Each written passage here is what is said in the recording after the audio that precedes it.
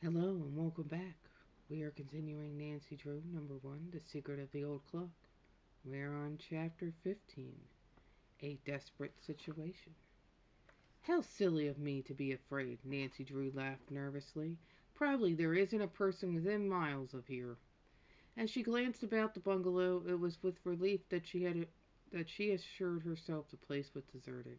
Yet for some reason she was unable to free herself entirely from the feeling that an unseen danger lurked in wait for her. The very walls seemed to smirk and grimace at her, and there was an ominous something in the air. Now that Nancy felt certain that the Crowley clock had been stolen, she was anxious to get away from the Thompson bungalow as quickly as possible. I'll drive to the nearest town and report the robbery to the police, she decided. Those men won't be able to travel very fast with a heavy moving van.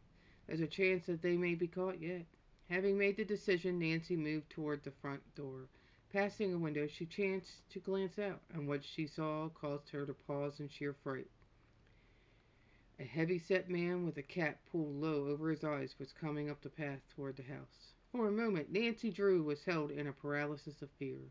She was positive that the man who was coming toward her was one of the members of the robber band. Only an instant did the girl hesitate. Then she turned and ran back into the bedroom. Too late, she saw that she had trapped herself, for this room had no outside door.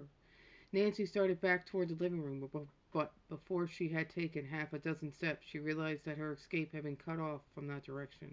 The man had reached the veranda steps. Frantically, she glanced about for a hiding place. The bedroom closet offered the only possible refuge, and with scarcely an instant's hesitation, she stepped into it and closed the door behind her. Nancy was not a minute too soon. Scarcely had she shut the door when she heard the heavy tread of a man's hobnail shoes on the floor. Peeping cautiously out through a tiny crack in the door, she saw a rough-looking man come into the bedroom. His face was cold and cruel. As he turned toward the closet where she huddled, Nancy Drew held her breath, scarcely daring to breathe naturally lest her presence be detected. Apparently the man noticed nothing amiss, for his eyes rested only casually on the closet door. Nancy's hiding place was anything but comfortable. It was dark and musty, and old clothing hung from nails. As dust assailed her nostrils, she held a handkerchief to her face, lest she sneezed. If I sneeze, they'll be sure to find me, she told herself. They'll know well enough it isn't an animal, even a cat. She felt around and once came close to catching her hand on a sharp nail. Then she felt something soft on a shelf and imagined it was a sleeping cat. She drew back, then felt more cautiously.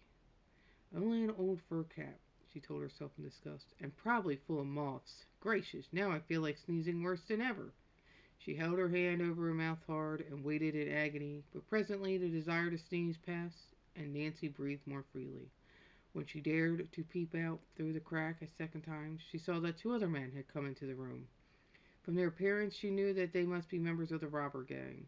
The first man seemed to be their leader, for he proceeded to issue orders. "Get a move on," he growled. "We haven't got all day unless we want to be caught. Take that dresser out of here first."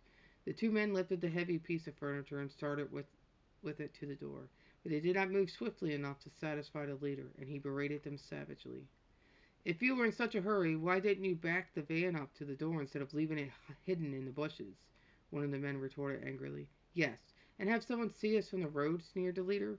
"We'll carry this out yourself if you think it's so light."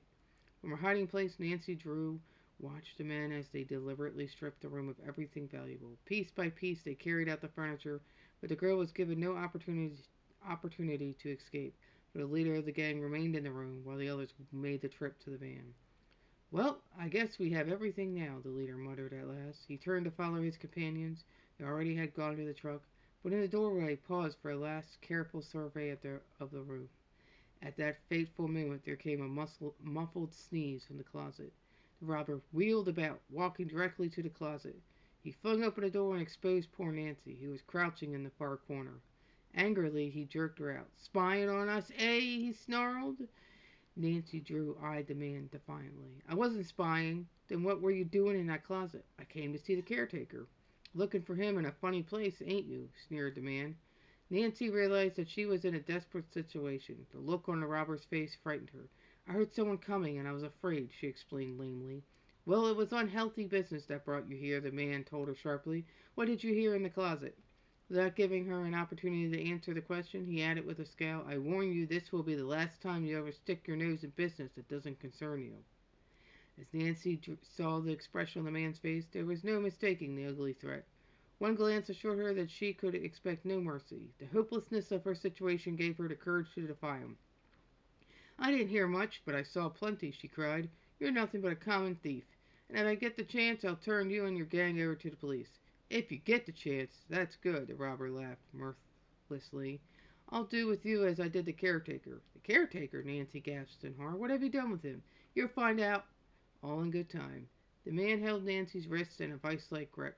Her efforts to free herself were of no avail. "It won't do you any good to try to get away," her captor informed her. Nancy was desperate. Suddenly, utilizing every ounce of her strength, she gave her imprisoned wrists a quick upward jerk. As the action tore her hands free, she darted for the door. With a cry of rage, the robber was after her. Almost in one long leap, he overtook her, caught her roughly by the arm, and forced her against the wall. "Not much you don't," he snarled. Nancy Drew struggled this way and that. She twisted and squirmed, she kicked and clawed, but she was powerless in the grip of the man. "Little wildcat, you won't do any more scratching when I get through with you." "Let me go," Nancy cried, struggling harder. The man half carried, half dragged her across the room. Opening the closet door, he flung her roughly inside. Nancy heard a key turn in the lock. The sliding of a bolt into place followed. "Now you can starve for all I care," the man laughed harshly. Then the steady tramp of his heavy boots across the floor told Nancy Drew that he had left the house. And that was chapter 15. This is Raven Cross. Please like and subscribe and have a